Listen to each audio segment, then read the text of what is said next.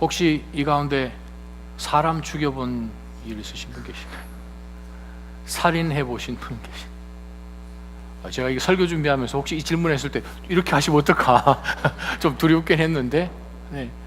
진짜 없으세요? 사람 죽여본 적 없으세요? 살인해 본 적 없으시군요. 근데 하나님은 있다고 말씀하시는데,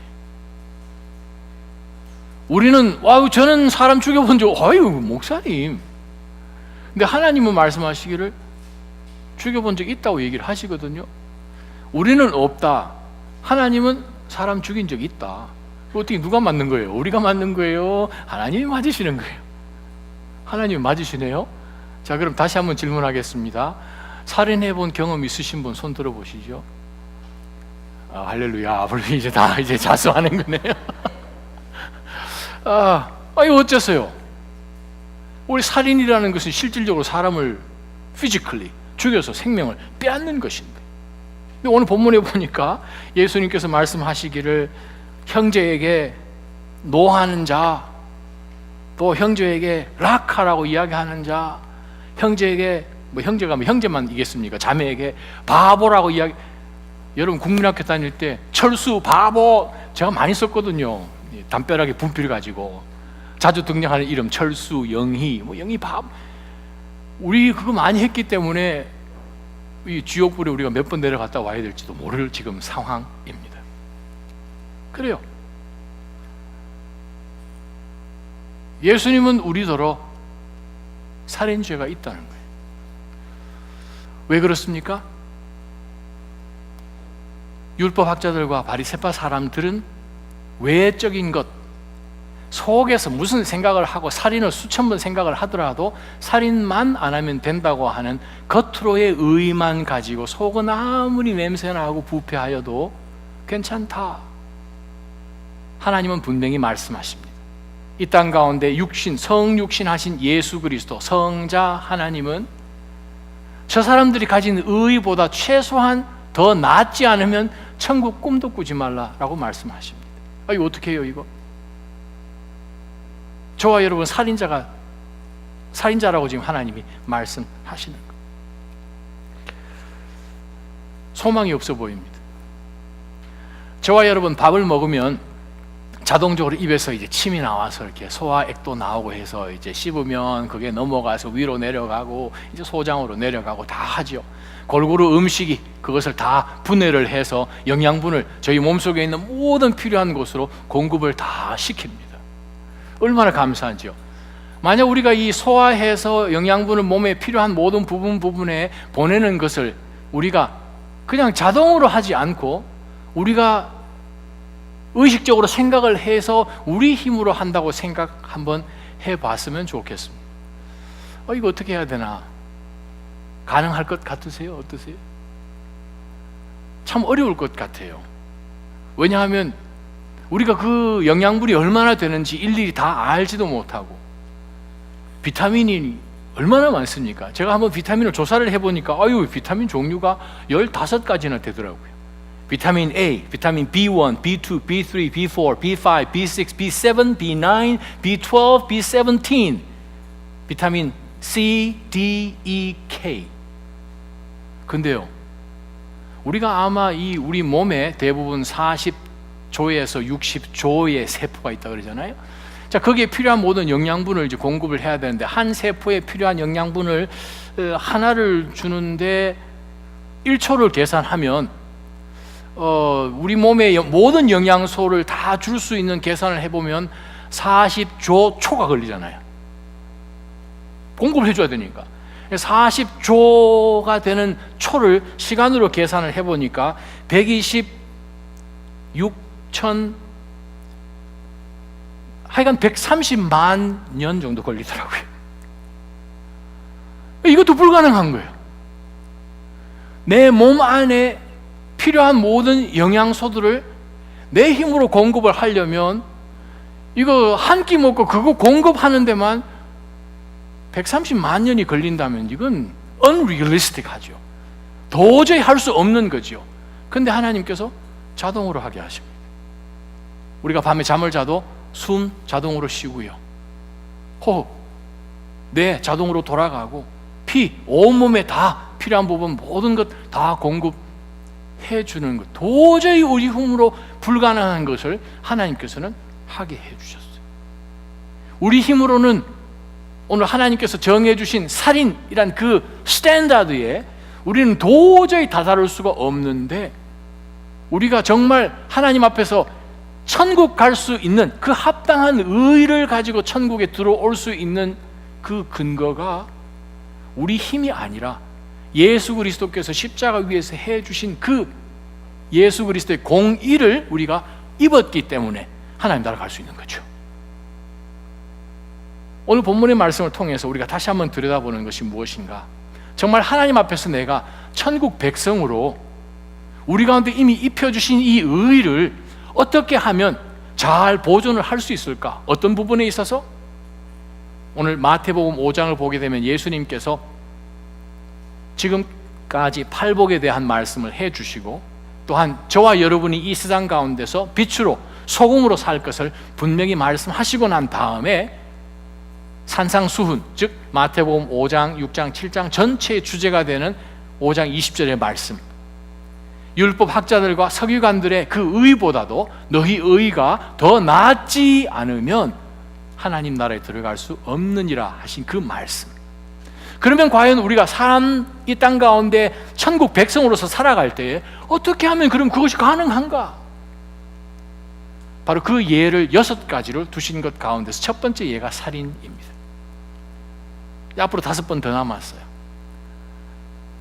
우리가 어떻게 하면, 그래요, 분노하고 욕을 하고 화를 내는 것, 바로 그것까지도 살인으로까지 간주하시는 그 하나님의 기준 앞에서 우리가 어떻게 하면 하나님의 의를, 내가 때로는 화나고 정말 분을 어떻게 참지 못하는 그러한 상황 속에서 의를 지킬 수 있는지 오늘 하나님께서는 분명한 말씀으로 우리에게 선포하십니다. 우리 하나님의 말씀 한번 보시기 바랍니다. 21절이요 22절. 살인하지 말라. 살인한 사람은 누구든지 심판을 받을 것이다. 신명기 말씀이기도 하고 이미 출애굽기 20장에 나왔던 10계명에 나온 말씀이죠. 살인하지 말라. 누구든지 살인한 사람은 심판을 받을 것이다 라는 옛 사람들의 말을 너희가 지금까지 들었다는 거죠. 예수님 당시 이미 이전에 1400여 년 동안 이스라엘 백성들은 귀에 딱지가 않도록 들었고, 이미 예수님 당시에는 바리새파 사람들이 그 이전에 많은 랍비들을 통하여서 계속해서 전해 내려온 옛 사람들의 말을 너희가 들었는 바, 그 말이죠. 살인하면 안 되죠. 하나님의 명령이니까. 그래서 율법학자들과 바리새파 사람들은 살인만 안 하면 된다고 말씀을 가르친 거죠. 근데 오늘 이 자리에서 이 땅 가운데 사람의 형체를 갖고 완벽한 인간으로 오신 완벽한 하나님께서 직접 말씀을 하시기를 22절에 이렇게 말씀을 하십니다. 너희들이 지금까지 그 말은 들었는데 그러나 나는 너희에게 말한다. 누가 말씀하십니까? 하나님이 말씀하십니다. 성육신 하신 하나님이, 여호와께서 말씀하시는 거예요. 내가 너희에게 말한다. 뭐라고 말씀하시는지 보십시다. 형제에게 분노하는 사람도 심판을 받게 될 것이고, 형제에게 나가라고 하는 사람도 공회에서 신문을 당할 것이고, 너는 바보야 하는 사람은 누구든지 지옥 불 속에 떨어질 것이다 라고 예수님이 말씀을 하셨어요. 첫 번째 붙들 영적 교훈이 무엇입니까?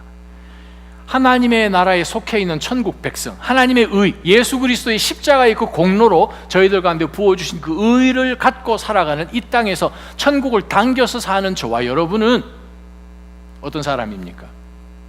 우리의 마음을 다스려서 의를 지켜야 된다는 거예요. 그것이 첫 번째 붙들 우리의 영적 교훈입니다. 마음을 다스려야 돼요. 왜? 하나님께서 보시는 것은 겉으로 살인을 했느냐 안 했느냐가 아니라 그 속에 살인의 의도가, 살인의 마음이, 생각이 있었는가 없었는가, 그것부터 하나님이 보시거든요. 하나님은 외모를 취하지 않으십니다. 중심을 보시는 하나님이세요. 그래서 예수님이 이렇게 말씀하십니다. 형제에게 분노하는 자마다, 아그리조, 그 말은 속에서 부글부글 끓는다 이 뜻입니다. 화가 났어요. 그랬더니 그것이 그냥 부글부글 끓어서 그것이 이제 어느 한순간에 그것이 바깥으로 푸 하고 터져 나오는 그거예요. 분노죠. 바로 그 표현을 한 것입니다. 하나님께서는 화를 내어서 분노하는 것, 그것을 하나님께서는 살인이라고 규명하십니다. 어떻게 해요? 그래서 에베소서 4장 26절에 화를 내어도, 화는 사실 우리가 하나님 앞에 인간으로 지음을 받아서 가지고 있는 감정 중에 하나인데, 화를 내는 그것이 어떤 반응으로, 그것이 분노로 연결이 되어서 참지 못하고 해가 지기 전까지 그것을 스탑해야 되는데, 그것이 계속해서 링거링이 되며 속에서 브루딩이 되어서 어느 한순간에 그것이 어뷰즈로 나오는 것을 분노, 아그리츠오라고 표현하죠. 하나님이 분명히 말씀하십니다. 화를 내어라 그랬어요. 에베소서 4장에 화내십시오. 근데 그것이 해지기 전까지는 스탑.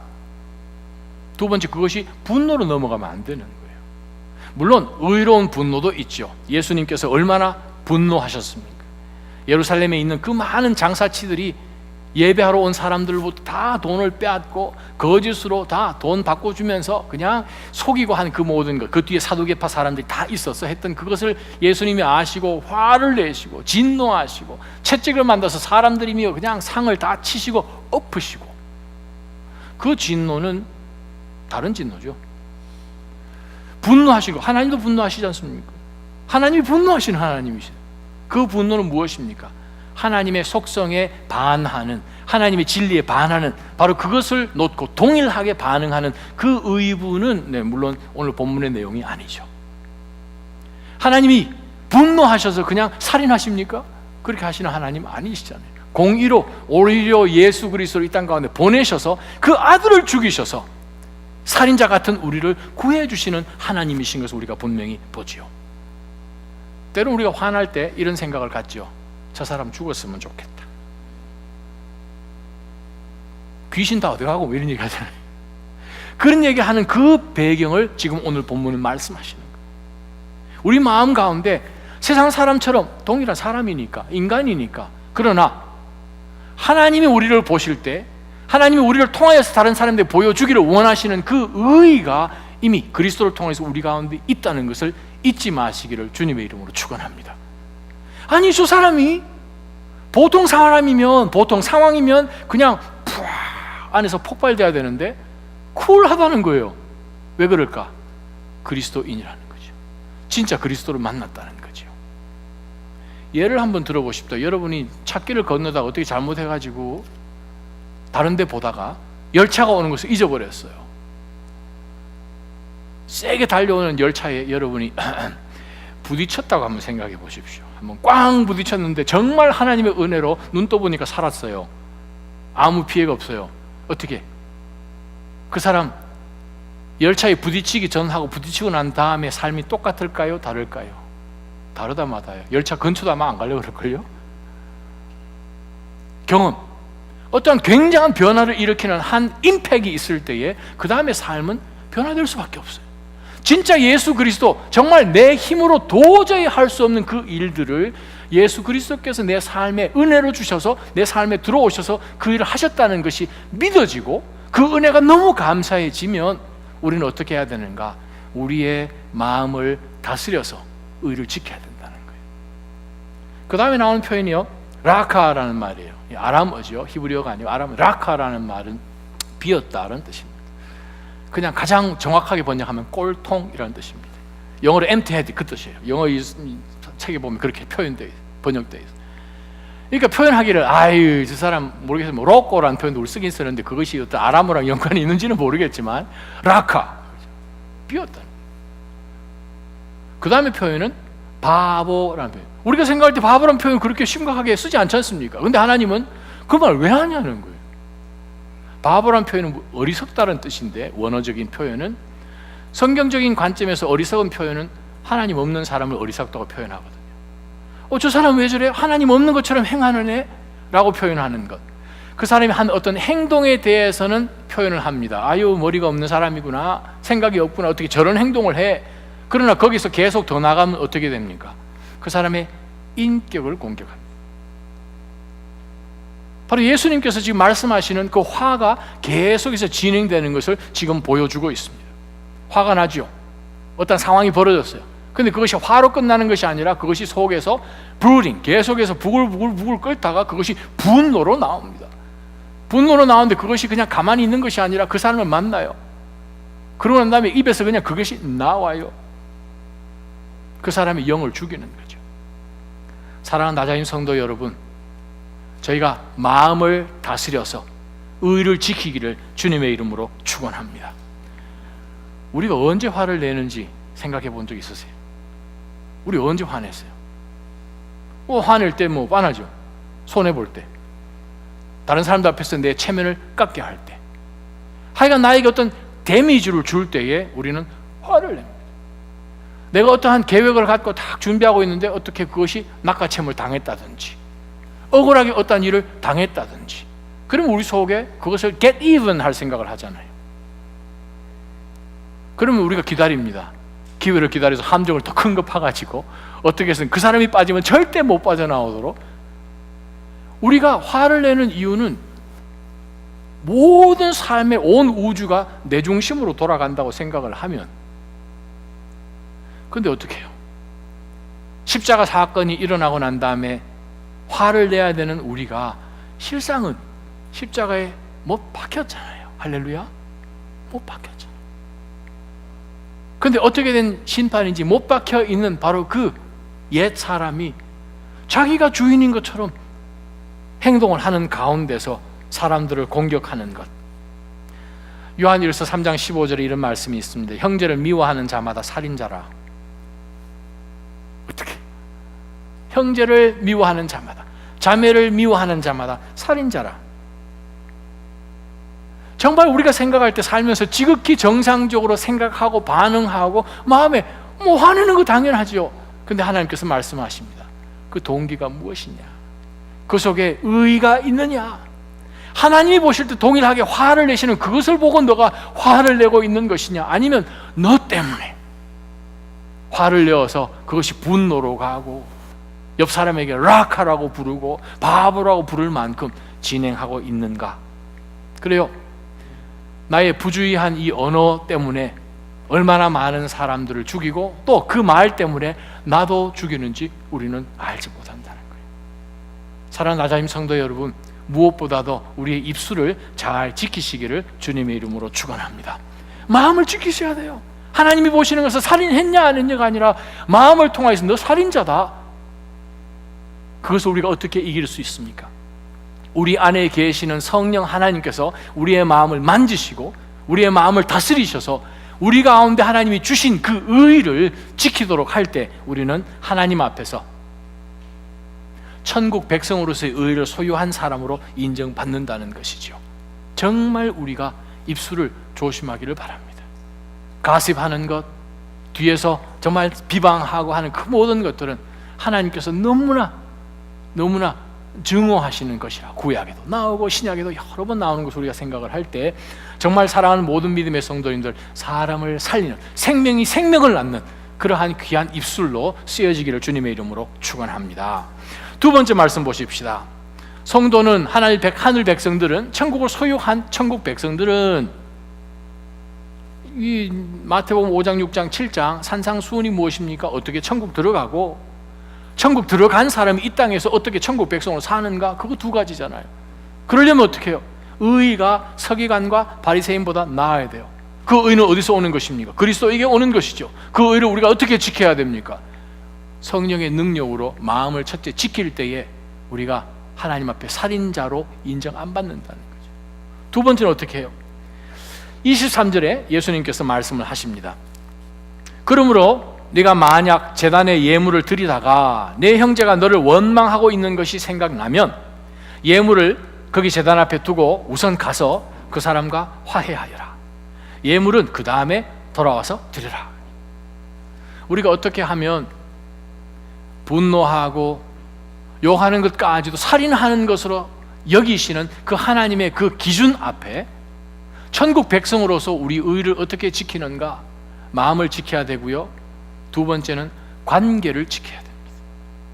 성도의 관계를 지키는 가운데서 어떻게 해서든 믿음으로 공동체로 하나님께서 모아주신 그 관계, 왜냐하면 이 관계 속에서 하나님의 임재가 드러나는 공동체의 특징이 나오기 때문에 예수님께서 제일 먼저 예를 든 것이 무엇입니까? 예배라는 거예요. 구약시대 때 제일 중요한 것이 무엇입니까? 예배죠. 매일같이 제단에 제물을 드렸으니까 뭐 안식일 드리는 거 물론이거니와 매일같이 하나님 앞에 절기를 따라서 드리는 것, 제일 중요한 것이 예배였잖아요. 근데 예배를 받으시는 하나님이 백성들에게 말씀하시기를 예배 스탑 하라는 거예요. 하나님 앞에 예물을 드립니다. 짐승을 가지고 왔어요. 제사장 손에 넘겨서 그 짐승의 머리에 제사장이 안수를 하고 씻고 그것을 이제 슬라를 하려고, 살육을 하려고 제단으로 제물로 올려지기 위해서 나가기 전에 예수님이 말씀하십니다. 스탑. 형제가 나를 원망한다는 거예요. 때로는 그 사람이 나를 원망하는지 안 하는지 우리가 모를 수 있어요. 혹은 내가 어떤 다른 사람에게 해를 끼쳤을 때에, 다른 사람이 또 나에게 해를 끼쳤을 때에 먼저 내가 그것이 기억이 되면 그 문제는 하나님 앞에 나가서 해결할 수 있습니다. 근데 관계 속에서 상호 서로 그 어려운 관계를 알고 그 관계를 예배하는 사람이 기억이 났어요. 하나님이 말씀하십니다. 차라리 내가 기다릴게. 지금 그 제물을 나 앞에 올려봐야 하나님은 그 예배를 안 받으신다고 지금 말씀하시는 거예요. 그래서 24절에 예물을 거기 제단 앞에 두어라는 거야. 제단 위에 두는 것이 아니라 제단 앞에 두라고 얘기하죠. 아직 안 받으시는 거예요. 스탑. 우선 가서 그 사람과 화해하여라. 하나님 앞에 드리는 예배가 우리의 몸이 와서 드리는 예배가 아니죠. 이 가운데 모르겠습니다. 예배하시는 분이 얼마나 계시는지. 왜요? 저희 속에 있는 innerman, 우리 속에 있는 속 사람이 영으로 드리는 것이 예배이지 않습니까? 아멘? 우리가 겉으로 나와서 아무리 멋있게 깨끗하게 차려입어도 우리 속에 아직까지 갇혀져 있는 것이 있고 원망하는 것이 있고 더러운 잡다한 그냥 음란한 이것이 우리 속에 꽉 차 있으면 그 예배는 하나님께서 받으신 적이 없는 예배라는 것이죠. 그 말씀을 구약의 여러 많은 선지자들이 이사야, 예레미야, 또 아모스, 또 미가 뭐 많은 선지자들이 말씀을 했죠. 먼저 몇몇 가지 말씀을 제가 여러분에게 한번 읽어드려 보겠습니다. 이사야 1장이요. 이사야 1장 11절에서 13절 말씀. 여호와께서 말씀하신다. 그 많은 너희 재물을 무엇하려고 내게로 가져오느냐? 나는 수양의 번제와 살진 짐승의 기름도 지겹다. 나는 황소와 어린 양과 염소의 피도 기쁘지 않다. 너희가 내 얼굴을 보려고 나올 때 누가 너희에게 이것을 달라고 요구하더냐? 내 뜰만 밟을 뿐이다. 더 이상 헛된 재물을 가져오지 말라. 재물 타는 냄새도 역겹다. 초하루와 안식일과 집회의 선포를 견딜 수가 없다. 악을 행하면서 성회를 여는 것을 참을 수가 없다. 그래서 하나님께서 이사야를 통해서 주시는 16절 말씀, 손을 씻고 스스로 깨끗하게 하라. 내 눈앞에서 너희의 악한 행실을 버리라. 악한 일을 그만두고 좋은 일 하기를 배우라. 정의를 추구하고 앞지하는 사람들을 바른 길로 인도하고 고아를 위해 변호하고 과부를 위해 싸워주라. 바로 이것이 하나님이 찾으시는 세렉입니다. 의예요. 하나님이 찾으시는 의가 무엇입니까? 천국의 의라는 것이 무엇입니까? 그건 속에서 일어나는 일들이 바깥으로 보여지는 것이지요. 예레미야 7장 8절에서 11절 말씀을 제가 읽어드립니다. 그러나 보라, 너희가 쓸모없는 거짓된 말들을 믿고 있다. 너희가 도둑질하고 살인하고 간음하고 거짓 맹세하고 바알에게 희생 제물을 태우고 너희는 알지 못하는 다른 신들을 추종하고서는 10절 내 이름으로 불리는 이 집 내 앞에 와 서서 이 모든 가증한 일들을 하기 위해 우리가 구원받았다라고 말하겠느냐? 내 이름으로 불리는 이 집이 너희가 보기에 강도의 소굴이 됐느냐? 내가 똑똑히 지켜보고 있다. 여호와의 말이다 라고 이 고대 이스라엘 백성들이 하나님 앞에 범죄했던 그것 다 덮어놓고 커버업하고 난 다음에 그냥 겉옷만 깨끗하게 입혀서 하나님 앞에 제사물을 가지고 나온 그것을 하나님은 말씀하십니다. 그것이 내가 바르는 예배가 아니라 라고 하나님이 말씀하시는 말씀하십니다. 아모스 5장 21절을 읽어드립니다. 나는 너희 명절 축제를 미워하고 싫어한다. 너희 종교적인 모임을 내가 기뻐하지 않는다. 너희가 내게 번제와 곡식 제사를 드려도 내가 그것들을 받지 않을 것이다. 너희가 살진 짐승으로 화목제를 드려도 내가 돌아보지 않을 것이다. 너희는 내 앞에서 노래 부르기를 그치라. 오이, 동일한 하나님이시잖아요. 우리가 오늘 예배드리는 그 하나님이. 우리가 그냥 찬양했잖아요. 주여 임재하옵소서 했는데 하나님이 말씀하십니다. 그 입 다물라 한다는 거예요. 어이, 얼마나 깜짝 놀란 말씀이에요. 너희가 켜는 하프 소리도 내가 듣지 않겠다. 그러면서 하나님이 말씀하시기를 오직 정의를 강물처럼 흐르게 하고 의를 시냇물에 마르지 않고 흐르는 것처럼 항상 흐르게 하는 그 예배. 무슨 뜻입니까?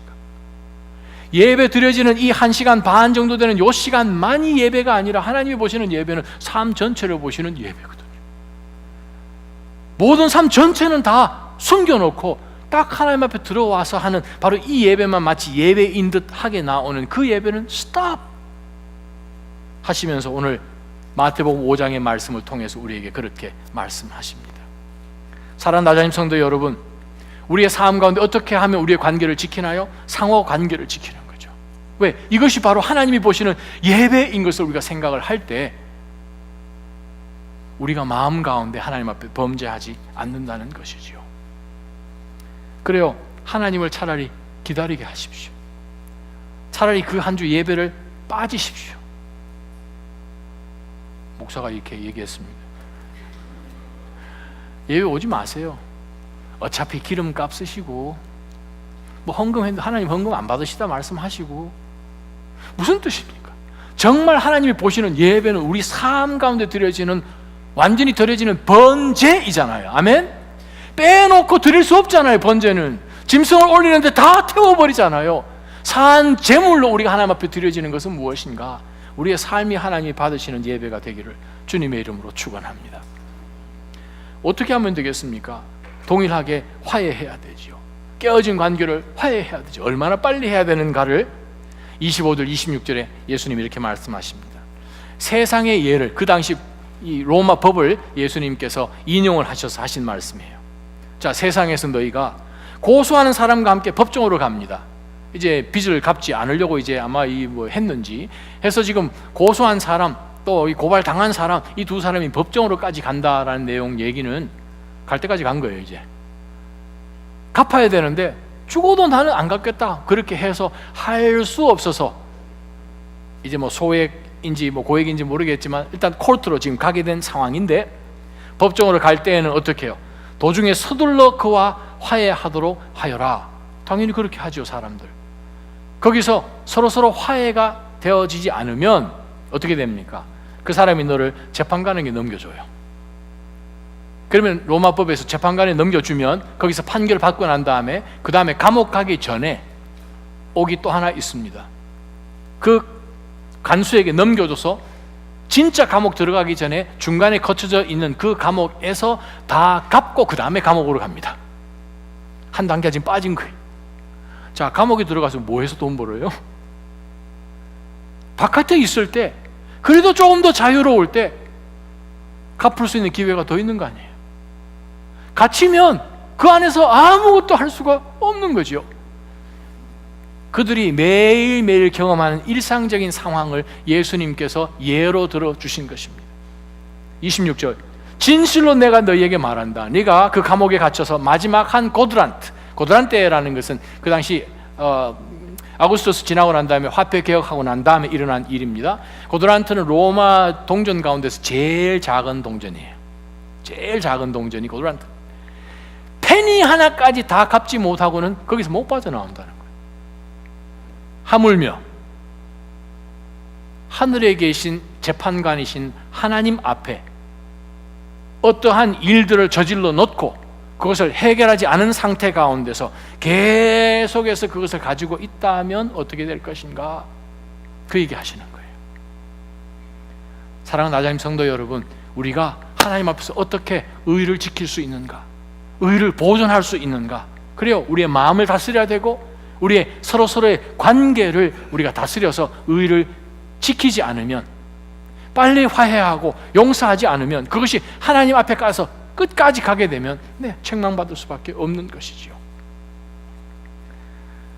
2018년 저희가 이 올 한 해를 예배를 세우는 해로 하나님 앞에 정했습니다. 예배를 어떻게 오늘 본문 가운데서 적용해 볼 때 세울 수 있을까요? 단순히 내가 physically 예배에 10분, 15분 일찍 나와서 기도로 준비하며, 여러분 댁에서 나오시기 전에 말씀을 묵상하며, 그것은 사실상 artificial한 것일 수도 있고 exterior한 것일 수도 있다는 거예요. 진짜 하나님이 보시는 것은 내 중심 속에 무엇을 갈망하며 하나님 앞에 나오는가, 정말 그렇게 살고 있는가. 내가 하나님 앞에 살고 있습니다, 코람데오, 하나님 앞에서 내가 서 있습니다 라는 그러한 생각으로 정말 삶이 예배가 되어서 오늘 하나님 앞에 드려지는 이 공중 예배가 그 예배의 익스텐션으로 하나님 앞에 나오는지, 그것을 보지 않는다면 우리가 하나님 앞에 드리는 이 예배는 하나님이 받지 않으실 예배가 될 수 있다는 거죠. 관계요, 깨어진 관계를 커버업 하지 마시기를 바랍니다. 시간이 간다고 그 관계가 해결되지도 않지요. 먼저 우리가 용서를 구하고, 먼저 용서하고, 먼저 화평하고 화해하는 것, 누가 시키는 일입니까? 하나님께서 명령하신 것이고 내 속에 성령께서 말씀하시는 거죠. 만약 여러분이 절대로 용서하고 싶지 않으시면 용서하지 마세요. 이 얘기는 제가 드리는 말씀이 아니라 요한 웨슬리가 한 말씀입니다.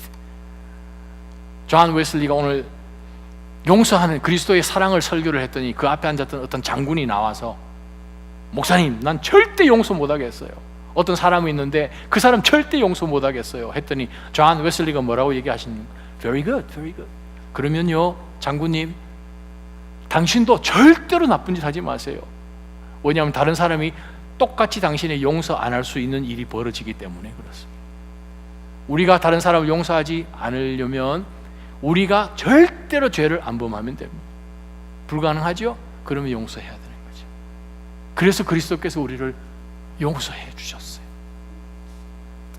아주 독실한 크리스찬인 에이브러햄 링컨 대통령이죠. 그 대통령에게 끈질기게 물고 늘어지는 정적이 있었어요. 자기를 얼마나 힘들게 하는지 말도 못해요.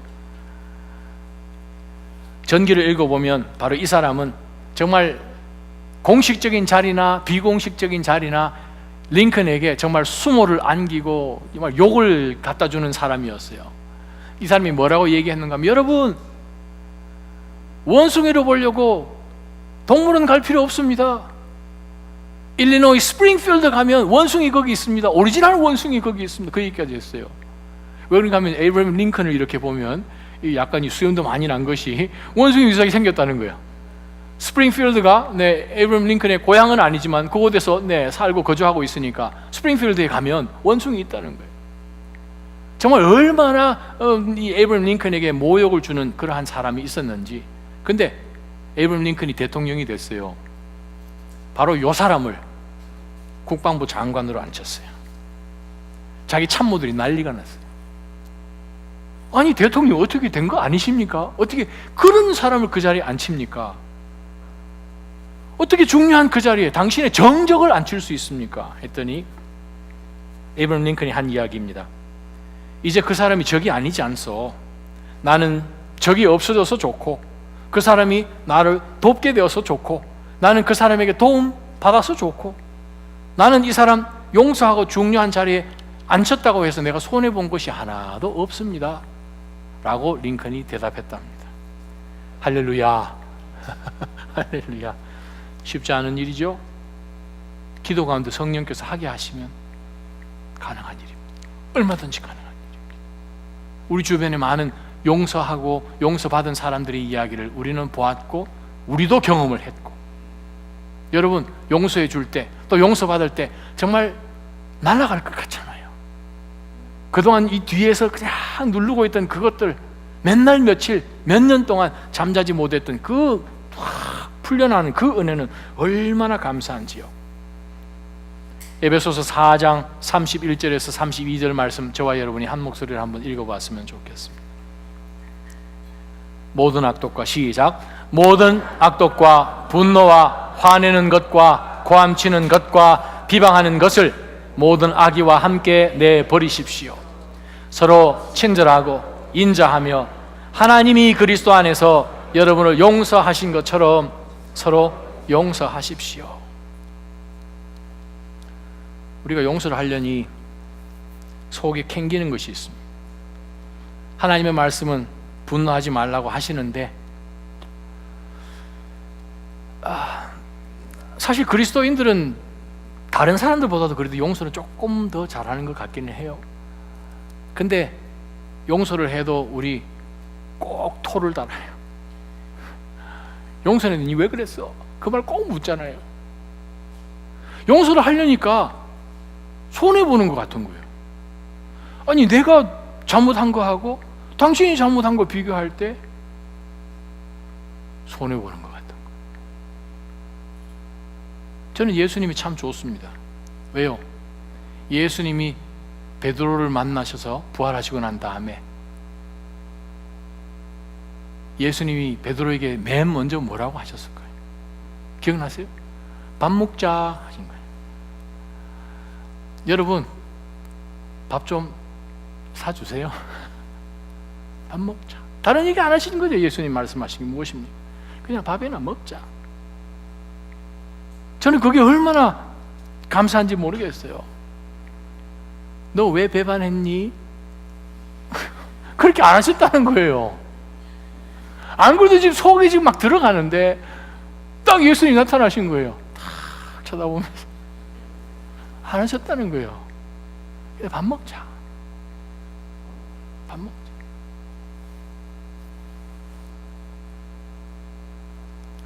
예수님이 베드로 만났을 때 뭐라고 부르셨어요?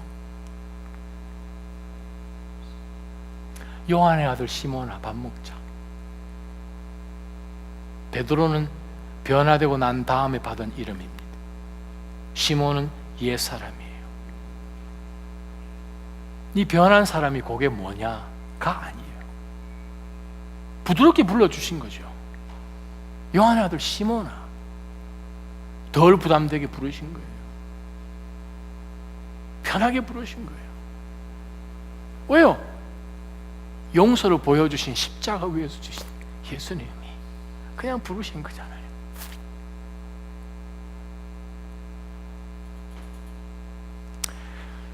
예수님이 베드로에게 무슨 질문하셨어요? 3번.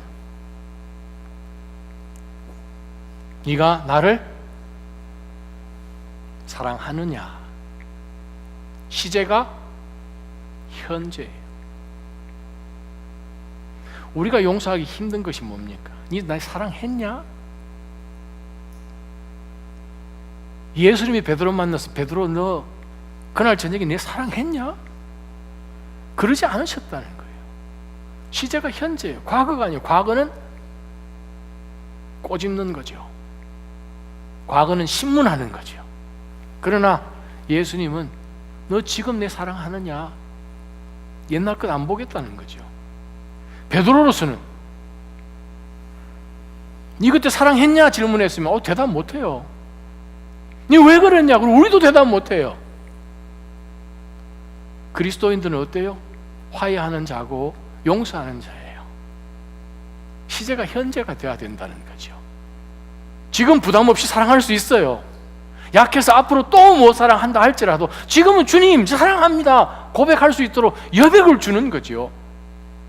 사랑하는 나자임 성도 여러분, 화해요? 용서요? 주님이 하셨으면 우리도 할 수 있어야 된다는 거지요. 그래요. 질문하는 거 보면 그 사람이 어떤 사람인 줄 압니다. 속에 있는 것, 율법 학자들이나 바리새파 사람들 질문하는 것 왜 질문합니까? 예수님에게 왜 질문합니까? 그 속에 못된 거 끄집어내려고 질문하죠. 그러나 예수님은 왜 베드로에게 질문하십니까? 회복시키려고 질문하시는, 속에 좋은 거 끄집어내시려고 질문하신다는 거죠. 우리가 용서 못하는 것은 페이백 하겠다는 거예요. 그거 아니죠. 오늘 예수님 말씀하십니다. Before too late, go reconcile, go forgive and be forgiven. 명령입니다. 더 이상 사랑하는 나자림 성도 여러분, 살인죄 짓지 않기를 주님의 이름으로 축원합니다. 기도하며 나누십시다. 살아계신 하나님 아버지, 베드로를 만나사 자기가 얼마나 엄청난 죄를 지었는지를 알고 그도 나가서 심히 통곡했던, 정말 쥐구멍 아니라 어디라도 숨을 것 같은 그 베드로를 만나시되 그를 그냥 아무 감정 없이, 숨겨진 그 어떠한 숨겨진 hidden strings 없이 그냥 요한의 아들 시몬아, 와서 밥 먹자 말씀하시고 그를 그냥 품으시고, 왜 배반했나, 왜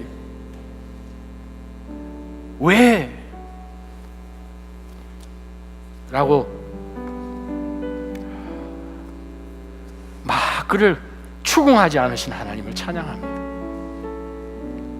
저희도 살면서 주님, 어찌 이런 일들이, 아니 잘못은 자기가 해놓고 그 잘못 때문에 다른 또 일이 벌어지고 또 일이 벌어지고, 슬그머니 내가 잘못한 그것들 다른 사람한테도 또 다 덤탱이 씌우고 하는 그러한 세상적인 그러한 일들을 주여 저희도 또한 당하면서 마음 가운데 하나님 아버지 억울한 생각들을 주여 저희도 갖고, 저희도 용서하지 못하고 저희도 용서받지 못하고, 근데 하나님 오늘 본문의 말씀을 보면서 내가 잘못한 것, 네가 잘못한 것 따지는 것 가운데서 화해가 일어나고 회복이 일어나지 않음을 말씀하시네요.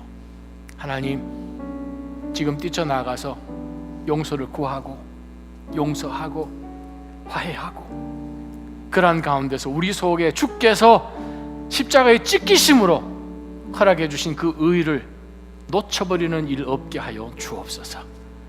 하나님 아버지, 저희가 가는 곳곳마다 사람을 살리는 말을 하며 생명이 생명을 낳는 바로 그 엄청난 사역에 저희를 부르셨으니 하나님 그 일 가운데 저희를 계속해서 사용하여 주옵소서. 살아계신 예수님의 이름으로 간절히 기도하옵나이다. 아멘.